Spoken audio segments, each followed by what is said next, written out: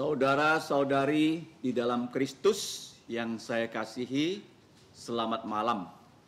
Pertama-tama saya ingin mengucapkan selamat tahun baru kepada kita semua. Kita sudah memasuki tahun Tuhan Yesus yang ke-2022. Itu berarti Tuhan Yesus kedatangannya semakin dekat. Mari kita membuka kitab suci kita dari Injil Markus pasal pertama. Kita akan membaca ayat 7 dan 8 secara bersama-sama. Injil Markus pasal 1 ayat 7 dan 8. Firman Tuhan berbunyi sebagai berikut. Inilah yang diberitakannya. Sesudah aku akan datang, ia yang lebih berkuasa daripada aku. Membungkuk dan membuka tali sepatunya pun atau tali sandalnya pun aku tidak layak. Aku membaptis kamu dengan air, tetapi ia akan membaptis kamu dengan Roh Kudus. Amin. Terpujilah Tuhan melalui firman-Nya yang kita baca, dan diberkatilah kita yang diberikannya kesempatan untuk membaca firman-Nya. Mari kita berdoa. Allah Bapa kami yang adalah Bapa kami di dalam Tuhan Yesus Kristus, pada petang hari ini kami mengucap terima kasih karena pada suasana tahun baru ini kami diberi kesempatan untuk berkebaktian matahari terbenam. Ya Bapa, kami mengucap syukur karena tahun yang lalu Engkau memberikan kami kesempatan untuk belajar dari kitab Wahyu, kitab yang terakhir. Dan pada tahun ini Engkau juga memberikan kami kesempatan untuk belajar dari Injil, kabar baik dari putramu Tuhan Yesus Kristus, yaitu Injil Markus. Ya Bapa, sekarang kami mau mendengarkan firman-Mu, kiranya Roh-Mu menolong kami agar kami dapat memahaminya, kami dapat mengingatnya, melakukan perintah Yesus untuk memuliakan nama Engkau. Demikianlah doa kami Bapa, hanya di dalam nama Tuhan Yesus kami berdoa dan berterima kasih. Amin. Injil Markus adalah Injil yang paling pendek. Dari Injil Markus inilah maka 4 kitab yang pertama dalam Perjanjian Baru kita dapat sebut sebagai Injil. Karena Injil Matius tidak pernah menamakan dirinya Injil, Injil Lukas tidak pernah, Injil Yohanes pun tidak pernah. Tetapi waktu kita membaca Injil Markus, dia menyebut ini adalah Injil. Kita dapat melihat dari ayat 1 sampai ayat 8. Ada 4 hal yang dapat kita pelajari, di mana kita memulai tahun Tuhan Yesus 2022 ini, ya, dengan permulaan tahun, dengan permulaan Injil Yesus Kristus. Jadi dikatakan di ayat 1, ini adalah permulaan kabar baik tentang Yesus Kristus, Putra Allah. Sungguh lengkap ya, sebutannya. Ini adalah awal dari berita gembira tentang Yesus. Yesus ini disebut sebagai Kristus dan disebut lagi sebagai Putra Allah atau Allah Putra. Jadi Injil itu dari bahasa yang sering kita dengar, artinya kabar baik. Nah, kabar baik tentang apa? Kabar baik kalau kita melihat di dalam Perjanjian Lama, itu adalah kabar baik bahwa seorang raja sudah menang perang. Contohnya begini, pada zaman sekarang manusia sedang berperang dengan virus corona yang terus bermutasi. Sudah Delta selesai, sekarang muncul Omikron. Kita tidak tahu lagi beberapa bulan ke depan akan munculkah varian yang baru. Dan seluruh dunia berperang dengan virus Omikron. Coba kamu bayangkan ya, kemenangan dapat dicapai oleh manusia sehingga virus ini tidak lagi membahayakan manusia dan manusia mengatakan ini adalah seperti penyakit biasa. Kita sudah menang perang. Itulah Injil. Injil adalah kabar bahwa raja yang kita percayai sudah menang atas perang. Ini nggak main-main loh. Kita ini adalah orang yang percaya kepada Yesus. Kenapa Yesus? Yesus ini waktu dia lahir ke bumi, sudah kita pelajari, hanya di Injil Matius dan Injil Lukas. Injil Markus, Injil Yohanes tidak mencatat kelahiran Tuhan Yesus. Hanya Injil Matius dan Lukas yang mencatat. Markus, Yohanes tidak. Jadi begitu dia lahir, dia diberi nama Yesus secara resmi oleh ayah angkatnya yang bernama Yusuf. Yesus adalah nama yang dalam bahasa Yunani, kalau dalam bahasa Ibrani, Yehosua. Begitu umum, begitu banyak orang di Yahudi yang bernama Yosua. Artinya Tuhan yang menyelamatkan kita. Dan bangsa Israel itu tahu persis ya, mereka tidak akan bereksistensi sebagai satu bangsa kalau Allah Tuhan pencipta langit bumi tidak turun tangan menyelamatkan mereka dari perbudakan di Mesir. Mereka sadar bahwa eksistensi orang Yahudi, 12 suku bangsa Israel, mereka bisa selamat, bisa eksis, tidak musnah, itu karena Allah yang menciptakan langit dan bumi yang telah menyelamatkan mereka. Maka begitu banyak nama ya dari putra-putra mereka adalah Yosua, Yesus. Nah, di dalam Injil tidak disebutkan ya peristiwa kehidupan Yesus dari umur 12 tahun sampai 30 tahun. Kenapa begitu? Karena dari 12 tahun Yesus itu diwisuda sebagai bas misbah, putra Taurat. Ya, umur 12 tahun. Makanya kita di gereja ini umur 12 tahun dapat belajar Alkitab, pengetahuan dasarnya, setelah tamat boleh dibaptis atau reafirmasi iman dan mereka boleh menerima perjamuan kudus. 12 tahun. Tetapi kenapa dari 12 tahun sampai ya 30 tahun nggak ada catatan tentang Yesus. Hanya Injil Lukas mengatakan dia bertumbuh secara fisik dan secara intelek, secara mental, disukai manusia dan disukai Allah. Hanya satu ayat menjelaskan Tuhan Yesus. Karena menurut Taurat, seorang nabi, seorang imam, seorang raja, mereka mulai memerintah pada usia 30 tahun. Kalau Yesus dia sudah mengajar dari umur 12 sampai umur 30 itu tidak sesuai dengan rencana Allah. Makanya nggak ada catatan tentang Tuhan Yesus dari umur 12 sampai umur 30. Nggak boleh dia mengajar. Makanya disebut di sini, ini adalah permulaan Injil tentang Yesus, Yosua, nama yang umum, tapi gelarnya itu Kristus. Jadi begitu dia melayani, nanti kita akan melihat, dia dibaptis oleh Yohanes yang bergelar pembaptis. Dia itu sudah memegang 3 jabatan, umurnya 30 tahun, sebagai nabi, sebagai imam, sebagai raja. Kristus, Mesias yang dijanjikan dalam perjanjian lama, bahwa Mesias inilah yang akan mengalahkan semua musuh kita. Kita tidak bisa mengalahkan musuh kita. Kita juga tidak bisa mengalahkan diri kita sendiri. Kadang-kadang diri kita sendiri yang jahat, yang jelek muncul loh. Dan kita menjengkelkan orang lain. Waktu karakter kita yang jahat muncul. Kita nggak sadar itu. Itulah manusia. Nah, kita melihat di sini, inilah Injil tentang Yesus Kristus. Dalam bahasa Yunaninya, kata tentang di situ, itu bisa diterjemahkan juga Injil yang bersumber dari Yesus Kristus. Bersumber. Nah, saya mengambil istilah inklusifnya, bukan eksklusifnya. Jadi menerjemahkan di sini bukan hanya tentang, tetapi juga berasal dari Yesus Kristus. Kalau kita baca Roma 11 ayat terakhir, bahwa segala kemuliaan itu asalnya dari Allah.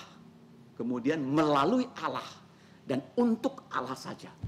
Jadi Injil ini adalah bukan hanya tentang Yesus, bersumber dari Yesus Kristus, kemudian melalui Yesus Kristus, melalui Dia. Dan untuk Yesus Kristus atau kepada Yesus Kristus, dan dikatakan di sini Dia adalah Putra Allah. Nah, kita bersyukur kita memiliki kalender tahun ini dari bulan Januari sampai nanti bulan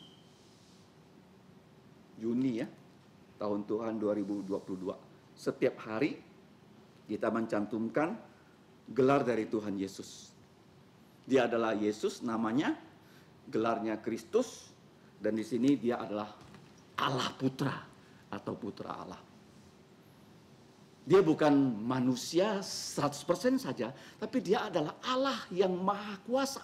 Jadi kalau kita membaca kabar baik Injil ini, kita harus di dalam pikiran kita, dia adalah manusia sejati, tapi dia juga Allah yang Maha Tahu, Maha Hadir, Maha Kuasa. Karena dia adalah Putra Allah. Jadi ini adalah Injil, bukan hanya tentang Yesus Kristus Putra Allah, tetapi dari Dia, melalui Dia, dan untuk Dia. Jadi Injil ini ya tentang Yesus, memang dari Yesus, melalui Yesus. Kalau kita di tangan ini punya Injil, ya Tuhan Yesus yang kasih melalui Yesus dan untuk Yesus. Dan kalau kita melihat kitab suci Perjanjian Baru, pasal terakhir, ayat terakhir itu juga Injil. Jadi Injil itu dimulai di Perjanjian Baru, diakhiri di Perjanjian Baru dengan kata kiranya karunia dari Tuhan Yesus Kristus menyertai. Ini kata-kata dari Rasul Yohanes pasal 22. Kiranya karunia, anugerah atau karis Tuhan Yesus Kristus, kiranya Injil Tuhan Yesus Kristus menyertai kamu semua. Amin. Jadi kita setiap saat disertai Yesus kalau kita terus tahu apa konten dari Injil Tuhan Yesus. Ini buku paling penting untuk kita. Kita selalu mengatakan Immanuel, Immanuel yang bagaimana? Injil inilah yang selalu kita tinggikan, kita agungkan, kita sebarluaskan. Tidak ada yang lain. Ini yang pertama. Kita awali tahun Tuhan 2022 dengan permulaan Injil Yesus Kristus. Dia adalah Putra Allah. Nah, ada 3 pelajaran yang kita bisa pelajari. Yang pertama, ayat 2 sampai ayat 4 itu berbicara tentang Tuhan Yesus sebagai Kristus, Nabi, Imam, Raja. Raja yang bagaimana? Tadi saya sudah katakan Injil adalah pengumuman Raja kita sudah menang perang. Ya, kabar baiknya apa?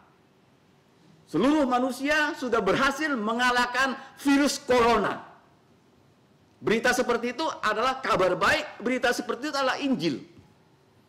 Ya, seandainya WHO satu hari mengumumkan, ya, pandemik ini sudah bukan lagi pandemik tapi endemik. Nggak perlu lagi pakai masker, nggak perlu lagi parno-parnoan seperti penyakit biasa. Kalau kamu kena corona, pergi ke dokter, dikasih obat, sembuh. Sudah menang. Ya, ada antidotnya. Itulah Injil loh, kabar baik loh. Manusia sedang menunggu kabar baik loh. Kabar baik apa? Mengalahkan virus corona. Tetapi ada musuh kita yang tidak bisa kita kalahkan karena natur kita sudah dikalahkan. Yaitu di Taman Eden waktu Hawa menyerah pada iblis dan Adam menyerah kepada Hawa, habis sudah manusia.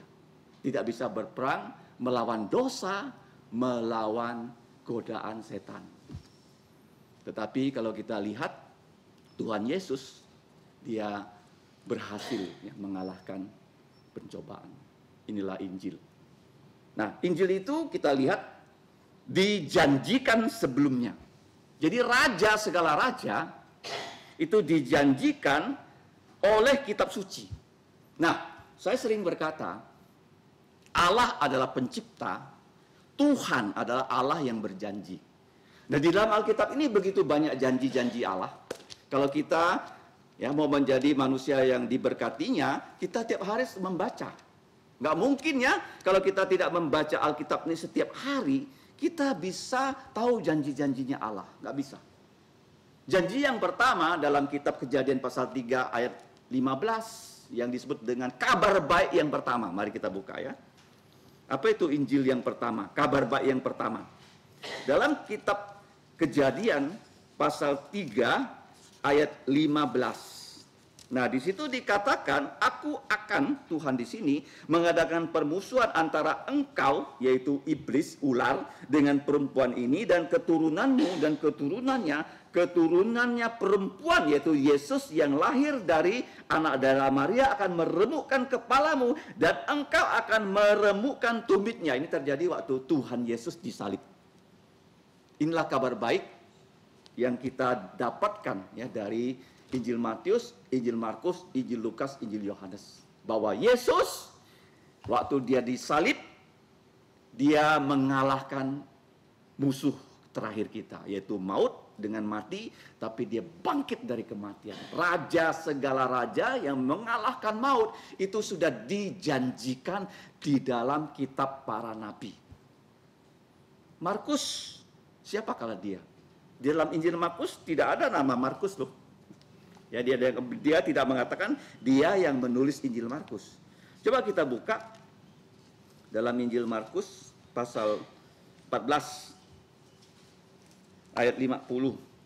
Jadi waktu Yesus ditangkap, semua muridnya lari ya. Sebelumnya sebuah muridnya mengatakan, wah, aku berani mati bersama-sama engkau Yesus. Aku berani ikut engkau Yesus masuk dalam penjara. Tetapi begitu ya ancaman bahaya datang, semuanya lari.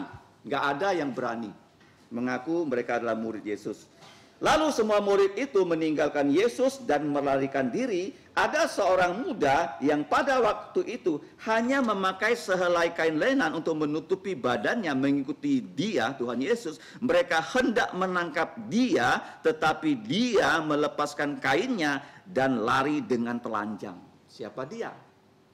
Tidak lain tidak bukan, kalau kita baca di dalam Kisah Rasul pasal 13 ya, namanya disebutkan kepada kita. Karena dia masih muda, dia diajak ya oleh pamannya yang bernama Barnabas dan diajak ya oleh Rasul Paulus untuk berangkat bersama-sama mengadakan pengabaran Injil di dalam kitab Kisah Para Rasul pasal yang ke-12 ya, ayat 25. Nanti pasal 13 juga. Barnabas ini adalah paman dari Markus dan Saulus kembali dari Yerusalem, dan setelah mereka menyelesaikan tugas pelayanan mereka, mereka membawa nama aslinya Yohanes. Yohanes yang disebut Markus. Ya, Yohanes itu artinya Allah sumber anugerah. Markus itu artinya adalah defense. Ya, kalau ada orang menyerang kita, kita bela diri, defense. Ya, di Indonesia ada Menhan, Menteri Pertahanan. Itulah nama Markus. Ya, kata Markus itu ada orang mengatakan dari kata planet Mars, ya, artinya defense, ya, mempertahankan. Jadi dia masih muda. Jadi waktu dia mengikuti perjalanan misi pengabaran Injil yang pertama, dia masih juga muda. Dan kalau kita baca dalam Kisah Rasul 12 ayat 12, dia punya ibu yang merupakan seorang wanita yang kaya di kota Yerusalem. 12. Dan setelah Petrus berpikir sebentar, pergilah ia ke rumah Maria, ibunya dari Yohanes, yang disebut juga Markus. Di situ banyak orang berkumpul dan berdoa. Jika sebuah rumah banyak orang bisa berkumpul dan berdoa, rumahnya pasti besar. Jadi Markus ini keluarga yang berada, saya percaya dari kecil dia menjadi pelajar yang baik. Karena dia bisa menulis Injil Markus. Petrus itu nelayan. Petrus itu kenapa dia meminta Markus menjadi penulis dari Injil Markus? Karena Roh Kudus ya mengilhami Injil Markus ini kepada Petrus, dan Markus ini seorang pemuda yang terpelajar, yang mempunyai tulisan yang cantik, dia dipakai oleh Tuhan Yesus menulis Injil Markus. Ada yang mengatakan ketika Petrus hampir dibunuh mati. Karena Petrus tahu dia akan mati. Tuhan Yesus bilang sama dia, kamu akan mati sebentar lagi. Kamu akan disalib. Dan Petrus, ya, sebelum dia mati, ada kesaksian yang harus dia sampaikan. Dan dia nggak bisa menulis sebagai seorang mantan nelayan. Dia punya seorang putra rohani. Kalau kita baca dalam 1 Petrus pasal 5, dia menyebut Markus sebagai putra rohaninya. Dia membimbing Markus karena dia kenal baik dengan ibunya yang sungguh-sungguh percaya Yesus, yang di rumah Markus menjadi gereja di kota Yerusalem. Dan Markus juga punya paman yang sangat rohani yang bernama Yusuf, tapi diberi gelar Barnabas, putra penghiburan, karena suka menolong orang. Ini Barnabas. Jadi sebelum Petrus mati, dia ingin bersaksi tentang kabar baik tentang Tuhan Yesus. Dan Injil Markus ini ditulis setelah Injil Matius. Injil Matius ditulis pada tahun sekitar 45. Injil Markus kemungkinan ditulis tahun 50-an atau 60-an sebelum Petrus itu disalibkan. Jadi kita tahu bahwa Markus seorang anak muda yang pada pasal 13 dia melarikan diri. Kita lihat 13 ya. Dia diajak mengabarkan Injil ke Pulau Siprus, kemudian sampai di satu tempat di pasal 13, lalu Paulus dan kawan-kawannya meninggalkan Pafos dan berlayar ke Perga di Pamfilia, tetapi Yohanes meninggalkan mereka lalu kembali ke rumah ibunya di Yerusalem. Karena nggak tahan mengabarkan Injil itu jalan kaki, kepanasan. Markus itu hanya bisa membantu ya, pekerjaan dari Rasul Paulus dan Barnabas pamannya. Dia nggak tahan. Dia menjadi orang yang melarikan diri 2 kali ya. Tadi waktu Yesus mau ditangkap, dia lari karena takut. Sekarang dia disuruh ya mengabarkan Injil, dia lari juga. Sudah 2 kali. Tetapi kita bersyukur ya, Markus ini ya seperti Petrus yang pernah gagal dalam kehidupan rohaninya. Petrus kalau kita baca Yohanes 18, dia 3 kali menyangkal Yesus. Tetapi dalam Yohanes ya pasal yang 21, Yesus merestorasi Petrus 3 kali. Karena Petrus menyangkal Yesus 3 kali, Yesus memberikan perintah kepada Petrus 3 kali juga. Pertama, gembalakanlah domba-domba kecilku. Ya. Pasture my lamb. Feed my lamb. Domba-domba kecil. Jadi di gereja kan anak-anak sekolah minggu perlu digembalakan. Kemudian yang kedua, gembalakanlah domba-dombaku. Yesus memberikan perintah kali kedua. Kali ketiga sama, gembalakanlah domba-dombaku yang dewasa. Jadi Petrus yang pernah gagal, Tuhan Yesus restorasi. Markus juga demikian. Ketika pasal 13 dia sudah ya melarikan diri, di pasal yang ke-16 waktu Rasul Paulus ya ingin mengabarkan Injil lagi, ya pasal 15 ayat 35, Markus itu ingin diajak pamannya Barnabas, tapi Rasul Paulus tidak mau. Jadi Barnabas mengajak Markus pergi ke Pulau Siprus, kampung halaman Barnabas, dan Paulus ya mendapatkan rekan kerja yang baru yang bernama Silas. Mereka mengunjungi kampung halaman Paulus yang berada di Kilikia. Ya, jadi mereka pecah kongsi. Tetapi walaupun pecah kongsi, kalau kita melihat di akhir dari kisah para rasul, memang kisah para rasul sejak ya pasal 16 sampai pasal 28 tidak pernah lagi disebut nama Markus, tidak pernah. Tetapi di pasal 28 waktu Paulus ditahan di kota Roma selama 2 tahun, Markus itu sudah bertobat loh. Jadi waktu ya kita baca dalam kitab Kolose pasal terakhir, ini latar belakang dari Markus.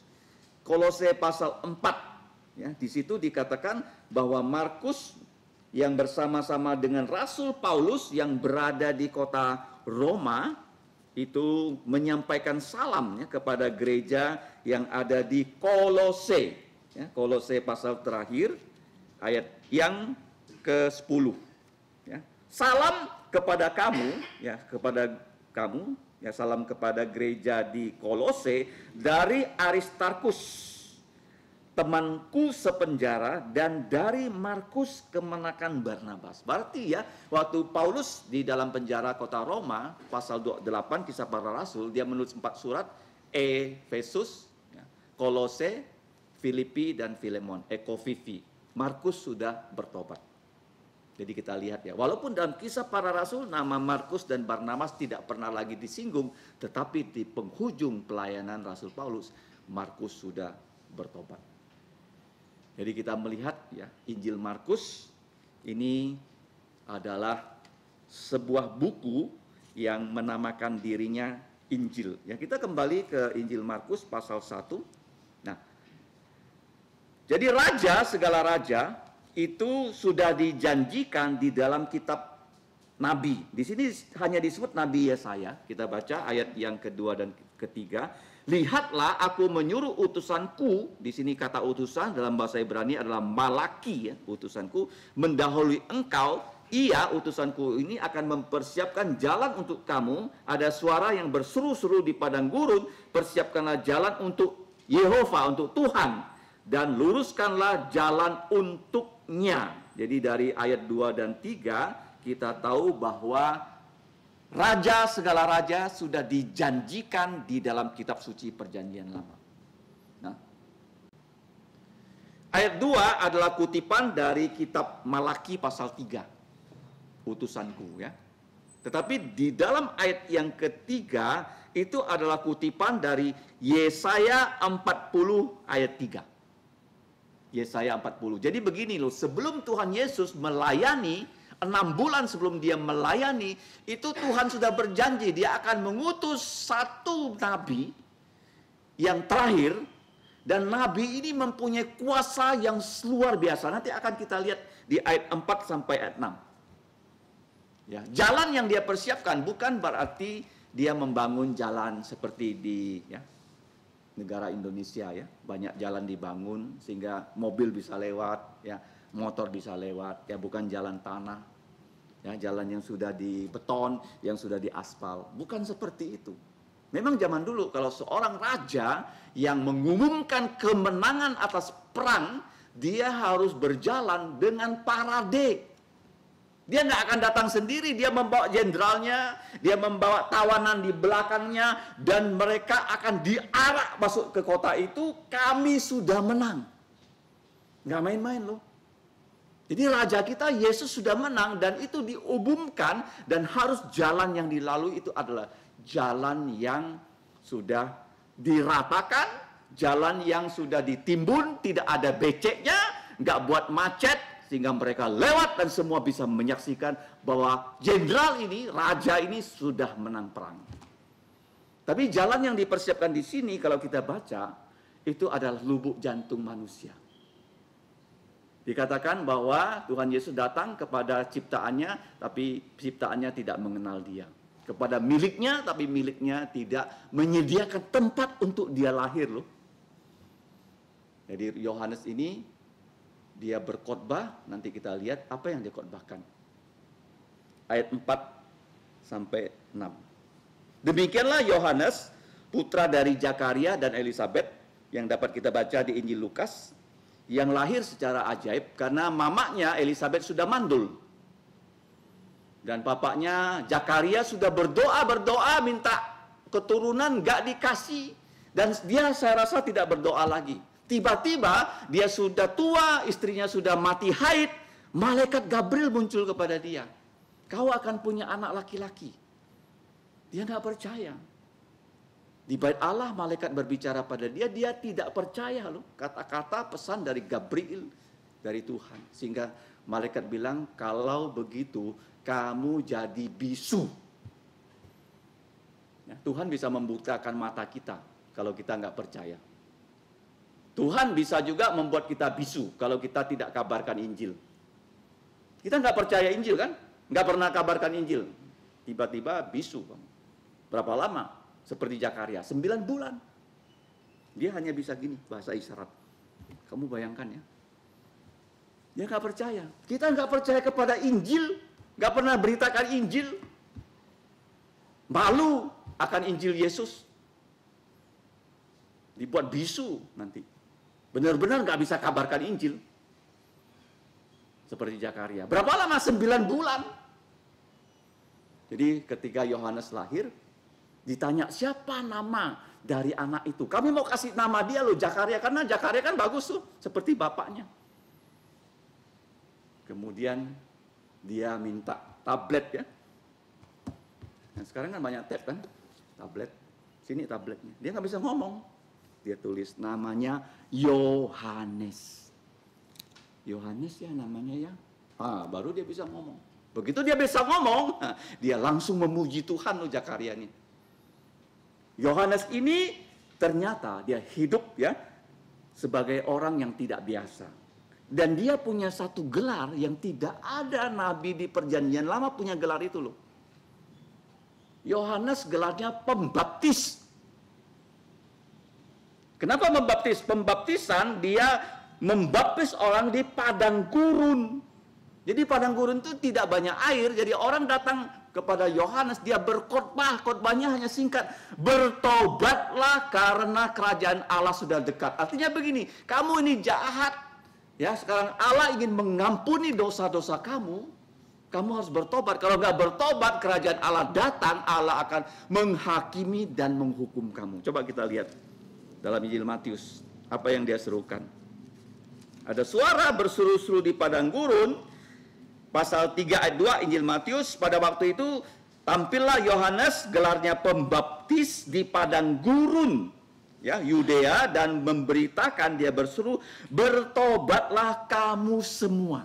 Jadi dalam bahasa Yunaninya itu ada perintah yang tidak kelihatan dalam terjemahan bahasa Indonesia. Bertobatlah kamu semua. Kamu, dan saya harus bertobat. Kalau nggak bertobat, ya kerajaan Allah datang kepada kita itu dalam bentuk penghakiman dan penghukuman. Ini yang diberitakan oleh Yohanes. Jadi waktu dia memberitakan itu, dia nggak pergi ke kota. Ya, dia tidak punya tempat kebaktian yang mewah seperti zaman sekarang. Gedungnya indah, ber-AC ya, sound systemnya mantap gitu loh. Dia pakai jas. Enggak. Dia ada khotbahnya di padang gurun. Tapi Tuhan membawa orang-orang datang ke padang gurun. Jadi waktu dia berkhotbah, bertobatlah dan berilah dirimu dibaptis sebagai tanda kamu bertobat, maka Allah akan mengampuni dosa kamu. Jadi orang yang bisa bertobat itu adalah pekerjaan dari Roh Kudus. Yohanes sebenarnya nggak bisa menobatkan orang, dia hanya alat, dia hanya speaker ya, suara. Ditanya siapa kamu? Apakah kamu Elia? Apakah kamu Kristus? Dia bilang bukan, aku hanya suara. Suara yang mengatakan bertobatlah, kabar baik, karena dosa-dosa kita akan diampuni. Bagaimana Allah bisa mengampuni dosa? Ini satu pertanyaan yang belum ada jawabannya secara konkret di depan orang Israel. Banyak mereka menganggap, oh kalau saya secara akademis bisa menghafal Taurat, nilai saya A, saya selamat. Itulah orang Farisi, begitu sombong. Mereka sangat akademis, sehingga waktu Yesus datang, mereka tidak percaya Yesus, tapi percaya dengan apa? Ijazah mereka. Rabi loh, siapa guru saya? Gamaliel. Saya bisa hafal Taurat, saya bisa menjelaskan Taurat, saya bisa masuk surga. Saya bisa puasa, saya bisa sedekah, saya masuk surga. Padahal Yesus bilang nggak bisa. Sehingga kita melihat di sini, lalu datanglah orang-orang dari seluruh daerah Yudea. Jadi raja, segala raja, bukan hanya dijanjikan, tapi didahului oleh Yohanes Pembaptis. Dan semua penduduk Yerusalem, mereka sambil mengaku dosanya, mereka dibaptis di sungai Yordan. Artinya begini, mereka datang kepada Yohanes di padang gurun. Dan Yohanes ini dikatakan, dia punya baju dan ikat pinggang, itu tidak seperti pakaian orang umum. Makanannya pun ya beda. Karena dia tinggal di padang gurun. Ya orang Israel itu biasa di padang gurun. Di gurun apa? Di gurun Sinai. Kalau mereka di tanah perjanjian, mereka tidak lagi di padang gurun. Padang gurunnya itu adalah tempat yang tidak banyak dikunjungi orang. Jadi mereka itu ya merendahkan diri. Keselamatan itu ternyata bukan di Yerusalem dari para rabi, orang Farisi, bukan. Bukan dari Nikodemus, profesor terkenal di Yerusalem, bukan. Jadi keselamatan itu disiapkan melalui Tuhan, ya Tuhan melalui Yohanes di padang gurun. Mereka pergi ke situ mendengarkan khotbah-khotbah Yohanes dan mereka mengaku dosa. Apa dosa yang diakui? Ternyata Israel itu terkenal tegar tengkuk, memberontak. Anak tidak taat orang tua. Ya kan? Seperti zaman sekarang kan? Atau orang tua tidak mengasihi anak, tidak memberi contoh. Demikian juga ya di masyarakat. Masyarakat tidak mentaati pemimpin. Jadi mereka memberontak. Jadi lubuk jantung yang seperti itu yang Tuhan buat bertobat sehingga Bapak kembali kepada firman dan Bapak mengajar anak tentang firman dan anak mau taat kepada Bapak. Itu membuat lubuk jantung anak berbalik pada bapak dan bapak lubuk jantungnya berbalik kepada anak. Kenapa? Karena sama-sama sekarang mencintai firman Tuhan. Itulah karya dari Yohanes. Jadi kalau kita lihat ya, banyak orang dari kota raja datang. Mereka mau dibaptis tuh. Yang datang itu orang Farisi, orang Saduki. Yohanes itu tunjuk pada dia, hai kau ular beludak, hasilkan buah dari pertobatan. Kamu seperti pohon, kalau nggak bertobat Tuhan punya kapak, kamu akan ditebang. Karena nggak berbuah. Ada seorang pernah mencoba mencari tahu, apa sih suasana di neraka itu, gambarnya seperti apa. Neraka itu adalah seperti ya sebuah hutan yang pohonnya semua sudah ditebang. Tidak ada cabangnya, nggak ada daunnya, hanya ada tunggul, udah kena chainsaw. Itulah gambaran dari neraka. Orang yang tidak berbuah, buah pertobatan dan buah Roh Kudus. Pertanyaan sekarang, kamu ada nggak buah pertobatannya? Ada nggak buah Roh Kudusnya? Harus cek loh. Allah nggak main-main. Dia bilang kalau kamu nggak bertobat, apapun kedudukan kamu di gereja, apakah kamu orang Farisi, pemimpin sinagog, pemimpin bait Allah, kamu akan ditebang. Yohanes bilang hasilkan buah dari pertobatan. Datang kepada Yohanes tentara. Ya kalau tentara datang kita takut kan? Jenderal datang loh, kasih hormat kan? Dia enggak. Tentara, kau harus bertobat, jangan memungut, ya, jangan membuat orang yang tidak usah, ya kamu peras. Jadi itulah Yohanes. Kalau tidak bertobat, dia tidak akan membaptis ya orang-orang itu. Kalau bertobat, mengaku dosa. Ini yang paling sulit tuh. Mengaku dosa loh. Tahun lalu kita punya banyak kelemahan. Ya, kita harus mengaku di hadapan Tuhan. Supaya Tuhan mengampuni dosa-dosa kita. Nggak gampang ya, orang Indonesia tuh punya satu kebiasaan ya.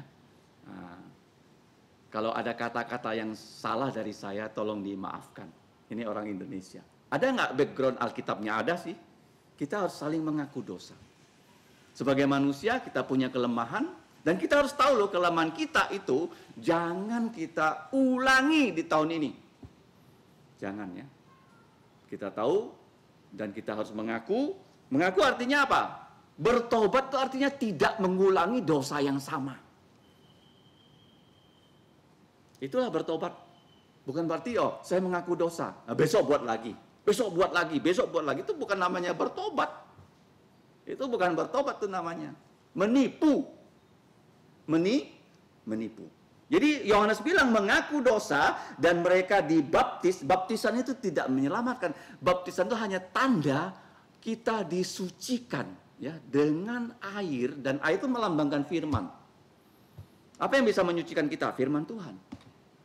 Ya, melambangkan air. Dan Yohanes ini membaptis mereka di sungai Yordan. Ya, membaptis ini bukan di selam ya, karena sungai Yordan itu kalau airnya itu tinggi, itu untuk berenang nggak bisa, deras sekali airnya. Tetapi kalau airnya rendah, itu dalam posisi yang orang bisa berdiri dan airnya tidak terlalu dalam, dia mengambil air dan air itu lambang Roh Kudus turun dari atas kepada orang yang dibaptis. Ini yang banyak menimbulkan kesalah tafsiran. Makanya sekarang ada orang menamakan gerejanya gereja baptis, baptisnya tuh di selam. Kenapa menjadi di selam? Karena di Eropa sungai-sungainya besar. Kamu ke London, sungainya besar. Kamu ke Paris, sungainya besar. Bisa menyelam orang.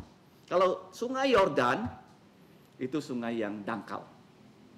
Dia turun ke air, dia mengambil air, dan dia menuangkan. Ya, seperti kalau kita mandi, kita pakai shower, kita pakai cedok begitu. Bukan di rumah kita ada bak mandi, terus kita jadikan kolam renang, enggak. Ya kan? Ada enggak kita? Ya, ada bak mandi, kita masuk cemplung di situ. Bukan bathtub ya. Jadi bukan. Ya, jangan salah. Nah, mereka dibaptis dan Yohanes di sini kita lihat memakai baju dari bulu onta. Kenapa bulu onta ya? Karena dia tinggal di padang gurun, itu panas siangnya dan malamnya dingin. Kalau pakai jaket onta, kulit onta itu kan dingin. Ya, di malam hari bisa membuat dia hangat dan jaket kulitnya tidak gampang rusak. Jadi terpaksa dia memakai baju seperti itu. Nah, di dalam sejarah gereja ada seorang hamba Tuhan yang bernama John Sung. John Sung ini tidak ada sosialisasinya loh. Dia setelah berkhotbah, dia pulang tidur, sudah. Dia kalau diundang orang makan malam dia nggak bisa. Karena dia begitu sibuk berkhotbah. Itu John Sung. Tapi dia tahu loh apa yang terjadi dengan gereja, dengan orang-orang Kristen. Kenapa dia tahu? Karena banyak orang tulis surat kepada dia. Orang mau berkomunikasi dengan John Sung loh. Ya Pak John Sung, masalah saya ini, dikirim surat ke John Sung. Dia tahu, dia baca. Tapi untuk dia berkomunikasi secara sosialisasi dia nggak ada waktu. Itu John Sung. Nah Yohanes ini juga punya ciri khas, dia tidak ya bergaul dengan masyarakat luas karena tinggalnya di padang gurun. Kemudian ikat pinggangnya juga dari kulit, makanannya itu belalang dan madu hutan. Ya, saya pernah makan belalang waktu kami di Kelansam karena ada lapangan terbang dari misi dan setiap malam ya, kami menangkap belalang dan lapangan terbang itu banyak rumputnya. Setelah kami tangkap belalang, kami panggang untuk dimakan. Dan dia makannya madu hutan. Jadi dia bukan orang yang seperti kita kebanyakan.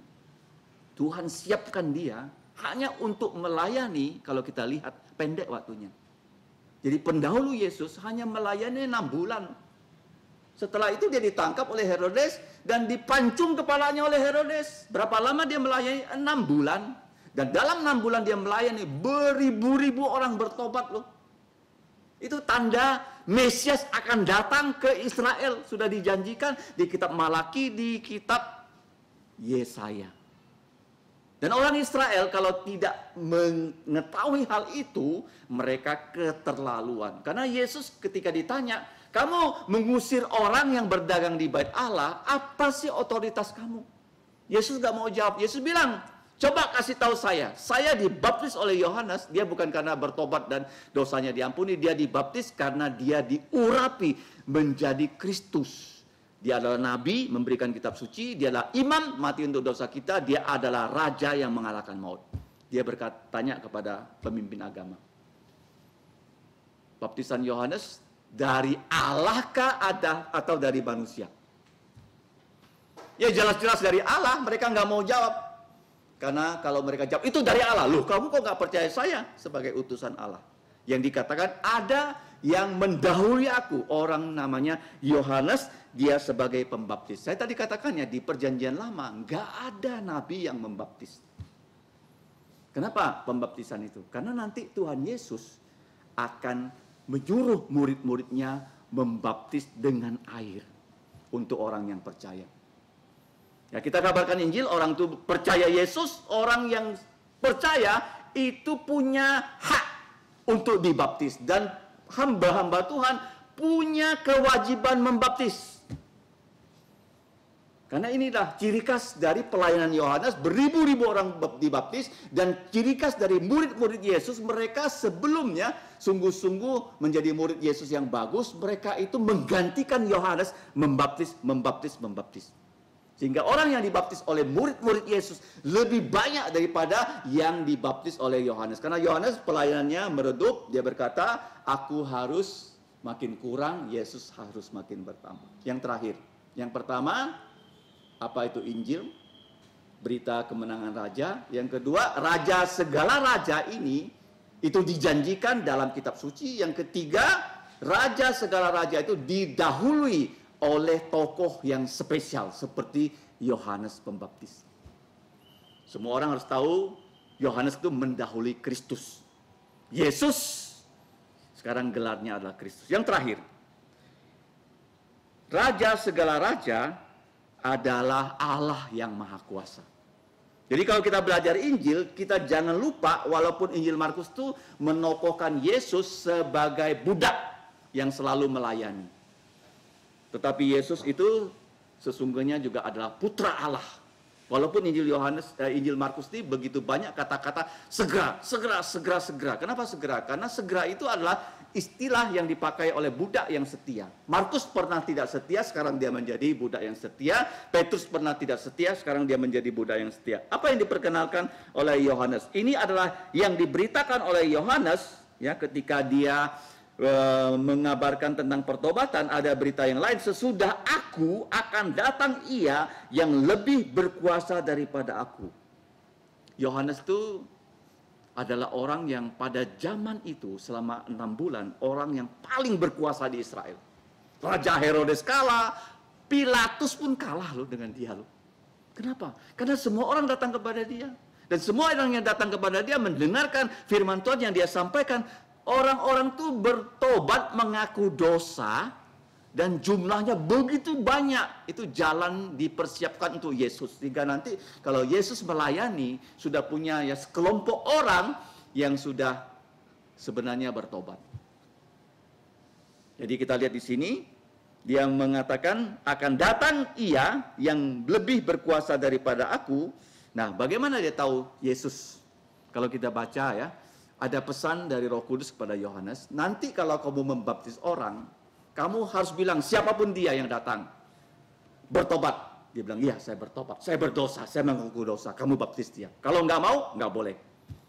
Nah, tetapi datang satu orang minta dibaptis. Kamu waktu membaptis dia, waktu Yesus datang dibaptis, minggu depan kalau kita pelajari, Yesus tuh waktu dibaptis oleh Yohanes, Yohanes pertama menolak dia. Dia nggak berani. Tapi Yesus bilang kita harus memenuhi ya, ketentuan dari Tuhan. Dan akhirnya Yesus dibaptis. Jadi ketika Yesus dibaptis, itu langit terbuka dan ada Roh Kudus dalam bentuk burung merpati turun ke atas Yesus. Jadi Yesus dibaptis bukan untuk pengampunan dosa. Yesus dibaptis Yohanes, dia nggak mengaku dosa karena dia tidak ada dosa. Tapi begitu sudah dibaptis, itu Yohanes itu imam. Imam yang bertugas mengurapi raja. Yesus itu nabi, sebelum melayani harus diurapi. Yesus itu imam, dia diurapi. Yesus itu adalah raja, diurapi kapan? Yaitu waktu dibaptis oleh Yohanes Pembaptis. Jadi Roh Kudus turun dalam bentuk burung merpati, tinggal di atas Yesus. Dia memperkenalkan Yesus, ia lebih berkuasa daripada aku. Jadi raja segala raja di sini adalah Allah yang maha kuasa. Membungkuk dan membuka tali kasutnya pun aku tidak layak. Ya, kita ini nggak layak di hadapan Yesus loh. Siapa kita? Tuhan Yesus ya menyelamatkan kita. Dan kita dipercaya loh menjadi pelayannya yang mengabarkan tentang dia. Ini lebih penting daripada kita menjadi seorang menteri atau menjadi seorang presiden.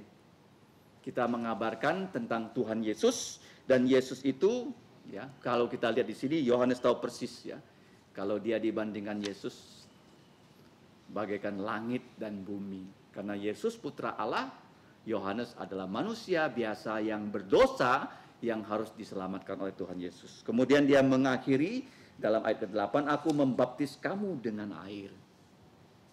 Jadi begitu banyak ya orang yang sudah dibaptis Yohanes. Tapi Yohanes bilang sama mereka, tetapi ia akan membaptis kamu dengan Roh Kudus. Nah, ini merupakan doktrin yang saat ini sering disalahpahami oleh gereja-gereja karismatik. Bahwa Roh Kudus membaptis kita. Enggak, Roh Kudus tidak pernah membaptis orang. Yesus membaptis orang dengan Roh Kudus. Untuk membuat kita, ketika kita mendengarkan Injil Yesus, kita bertobat. Itu Yesus membaptis kita dengan Roh Kudus. Ya, baptisan internal, orang enggak tahu. Ya, kita hanya mengabarkan Injil secara eksternal, Yesus membaptis orang itu dengan Roh Kudus. Secara internal dia jadi sungguh-sungguh percaya Yesus. Buktinya kalau orang percaya Yesus 1 hari nggak baca Alkitab, kepalanya pusing. Kamu kalau nggak baca Alkitab pusing nggak? Terasa ada yang nggak enak ya, Alkitab nggak dibaca. Itu artinya kamu sudah punya Roh Kudus. Tiap hari dikasih tahu, firman Tuhan ini harus dibaca supaya kita tahu tentang Tuhan. Kemudian dia akan membaptis kamu dengan Roh Kudus. Kalau kita lihat di tempat yang lain, dia akan membaptis kamu dengan api. Apa itu api?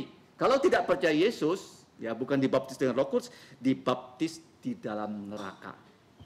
Di dalam api neraka loh. Kalau menolak ya, bertobat, kita akan melihat orang-orang itu dilemparkan ke dalam neraka. Dan Markus ini ya satu-satunya kitab yang 3 kali menjelaskan apa itu neraka. Pertama, apinya tak padam, ulatnya tak mati. Dijelaskan sekali lagi. Apinya tak padam, ulatnya tidak mati. 3 kali loh Injil Markus ini loh. Jadi kalau tidak menerima Yesus sebagai pembaptis kita dengan Roh Kudus, nah bagaimana Roh Kudus bisa membaptis kita? Kita harus kabarkan Injil Tuhan Yesus kepada semua manusia. Apa itu Injil, kabar baik? Coba kita buka ya, dalam Perjanjian Lama. Yesaya 52 ya, sebagai penutup, ayat yang ke-7.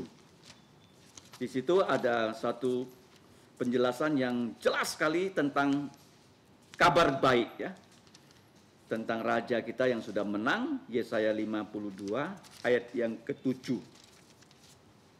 Tetapi ya, kita lihat di sini ayat 7, betapa indahnya kaki, tolong ditambahkan ya, para penyampai kabar baik ya, yang kelihatan dari puncak-puncak bukit kedatangan pembawa berita baik ya, yang mengabarkan berita damai dan memberitakan kabar baik, yang mengabarkan berita keselamatan dan berkata kepada Sion, Allahmu itu raja. Jadi kata kabar baik di sini dalam bahasa Ibraninya dahulu adalah basar. Tapi ada satu kata yang saya temukan sangat menarik ya.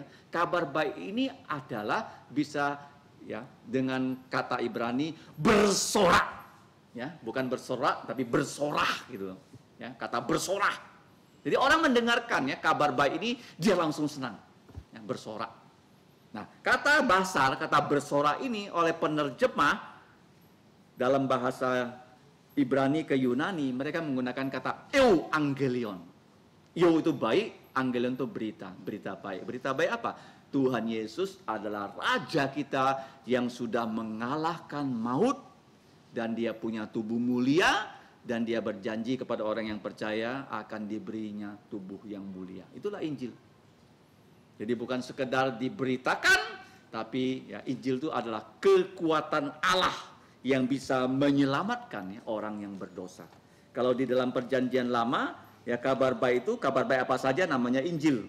Kemudian kebaikan Tuhan juga Injil, berkat dari Kristus. Kalau dalam Perjanjian Baru ada 12 istilah, yaitu kabar baik kerajaan Allah, kerajaan sorga, kabar baik dari Allah, kabar baik tadi ya Yesus Kristus, kabar baik tentang keselamatan, kabar baik anugerah Allah, kabar baik tentang damai, 7, kabar baik tentang janji-janji Allah, kabar baik tentang kebenaran, kabar baik yang memberikan kita iman, kabar baik yang memberikan kita pengharapan, kabar baik yang memberikan kita hidup yang kekal, kabar baik yang merupakan apa? Perjanjian Tuhan yang Tuhan sodorkan pada kamu. Injil Markus ini disodorkan ya oleh Markus kepada orang-orang yang dia temui setelah dia berkata amin. Mau nggak kamu tanda tangan kontrak ini dengan Yesus? Yesus sudah tanda tangan di situ, kamu mau terima nggak? Kalau kamu terima, ini menjadi kontrak. Ya, kontrak antara kita dengan Yesus. Kamu kalau beli barang kredit pasti ada kontraknya, bukan? Kamu kalau ambil rumah ada kontraknya. Untuk yang bekerja di bank, ya seringnya mengurusi surat kontrak. Kita juga ada surat kontrak dari Yesus. Apa itu surat kontraknya? Injil Markus. Ya, kamu tanda tangani, Tuhan Yesus, saya terima nih kabar baik Engkau. Ini Injil memang dari Engkau, Tapi engkau percayakan pada aku Injil ini, kemana-mana aku pergi, aku akan beritakan. Karena itulah yang bisa menyelamatkan manusia dari dosa dan kematian kekal. Jadi malam ini kita sudah belajar apa itu Injil. Injil adalah kabar baik tentang raja yang menang perang. Yang kedua, raja segala raja itu ya harus ya kita ketahui dari perjanjian lama karena sudah dijanjikan dalam kitab suci. Mulai dari kitab Kejadian ya sampai kitab Malaki. Ada janjinya dia akan datang. Kemudian kedatangannya dikatakan ada yang mendahulu dia, membuat jalan siap untuk dia supaya manusia di Israel bertobat lebih dahulu. Bapak-bapak bertobat, ya anak-anak bertobat sehingga waktu Yesus melayani, lubuk jantung manusia itu sudah tidak keras seperti sebelum dia melayani 6 bulan yang lalu. Ada tokoh yang bernama Yohanes Pembaptis. Kemudian kita lihat Yohanes Pembaptis ya memperkenalkan Yesus sebagai pembaptis juga. Yesus pembaptis tapi bukan dengan air tapi dengan Roh Kudus atau dengan api. Kalau kita percaya, kita dibaptis dengan Roh Kudus, ya kita bertobat, kemudian kita dipenuhi oleh Roh Kudus oleh Yesus ya supaya kita bisa melayani. Pelayanan apa? Injil ini kita terima sebagai kontrak kita. Ya, perjanjian kita dengan Allah. Kita bersedia menerima Injil sebagai kontrak kita dan kita bersedia mengabarkan Yesus kepada semua manusia. Mari kita berdoa. Bapa kami di surga, kami mengucap syukur untuk Tuhan Yesus yang mempercayakan kabar baik kepada Petrus bahkan kepada Markus yang malam ini mulai kami pelajari. Kiranya Engkau menolong kami untuk menjadi pengabar Injil seperti Tuhan Yesus, seperti Yohanes Pembaptis dan para rasul dan bahkan murid-murid dari para rasul seperti Markus. Tolonglah kami Bapa, kiranya kami ketika mengabarkan Injil Tuhan Yesus, kami bisa setia kepada Engkau dan bisa membawa orang-orang yang Engkau pilih untuk percaya kepada Tuhan Yesus sebagai Tuhan dan Juru Selamat. Demikianlah doa kami, ampuni dosa kami dengan darah Yesus, hapus pelanggaran kami. Di dalam nama Tuhan Yesus kami berdoa dan bersyukur. Amin. Selanjutnya adalah perjamuan kudus. Terima kasih.